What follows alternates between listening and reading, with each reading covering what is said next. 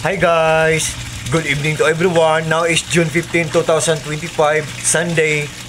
And by the way guys, Happy Father's Day to all fathers to the whole world. Yan. As you can see guys, andito ako ngayon sa fish pond ko kasi bago ako nang change ng water guys. Oh, ang linis-linis na ng water guys. Oh, ang saya-saya na nila guys. Oh.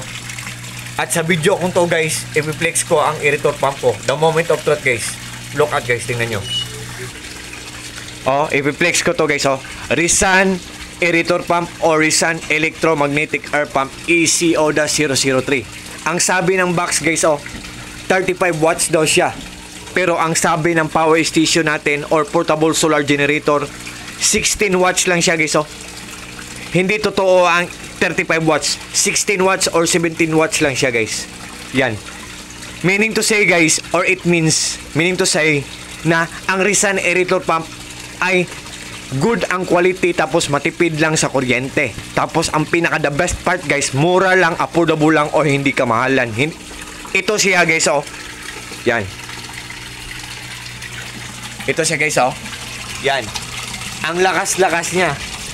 Sa sobrang lakas niya, ang daming bubbles na na-create niya or na-produce niya.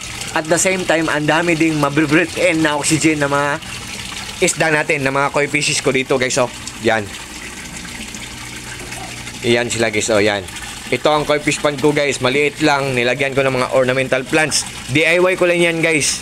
Kasi pag may pond tayo, nilagyan natin ng plants, mas magandang tingnan. Yan.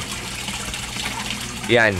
Ito ang filtration system ko, pinaglas ko para magandang tingnan, pero medyo maganda din ang presyo sa pagpapagawa nito guys. Joke. Ito ang Rizan aerator pump natin guys. Yan. At ito siya guys. Yan.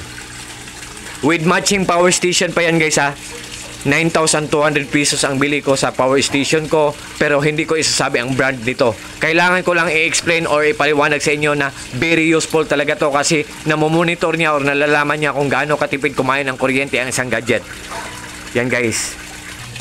To all fish keepers dyan, happy fish keeping, good evening, and God bless us all. Bye bye guys.